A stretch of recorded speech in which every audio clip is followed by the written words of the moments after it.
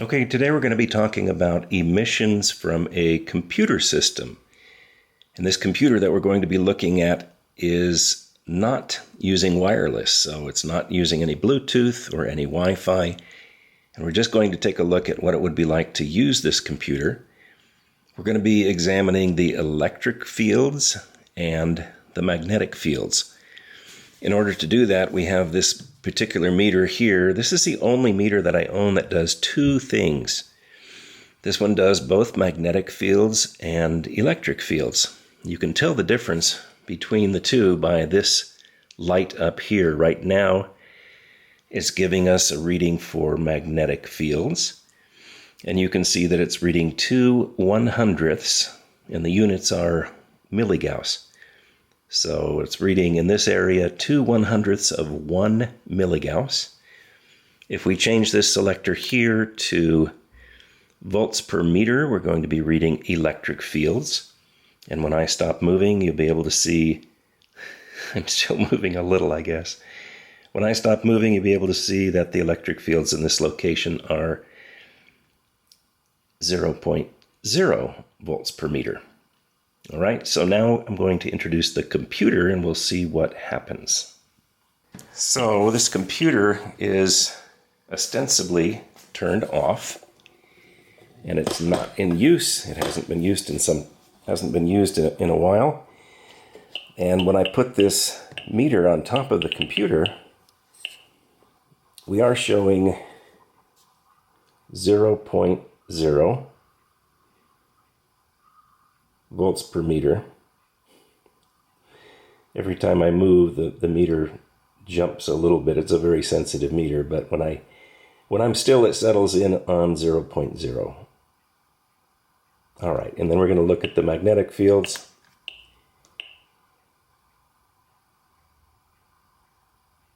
Okay, then again, we're in 1/100th of 1 milligauss. So let's open up the computer.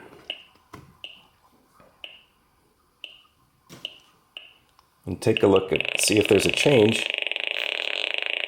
And it looks like there's a big change. So magnetic fields are reading in the area of 5 milligauss. So that's quite it's about 500 times more than what we were reading in the background. And we're going to take a look now at the electric fields. Those were 0.0, and we can see the electric fields from this computer are around 33 volts per meter. So quite a difference from what we were reading before.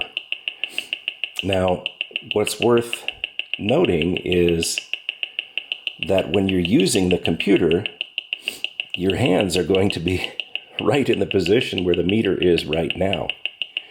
Obviously, when we move the meter away from the computer, it's going to drop off. But the point is that while you're using the computer, your hands are going to be right on top of it. One of the things that we can do is we can increase the distance, push this back from where we were using it before, and we can use a wired keyboard in order to get our hands off of the computer. So let's take a look at what kind of an impact changing to a remote keyboard here would have. So let's look first at the electric fields. Now they have increased from 0.0 to about 0.6, but that is 50 times less than what it was when we were using the keyboard on the computer.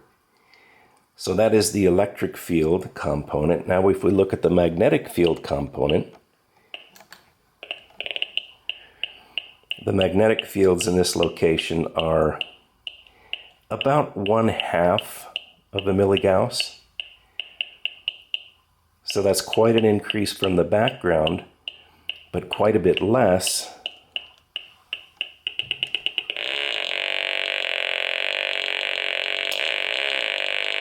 than we were reading directly on the computer itself.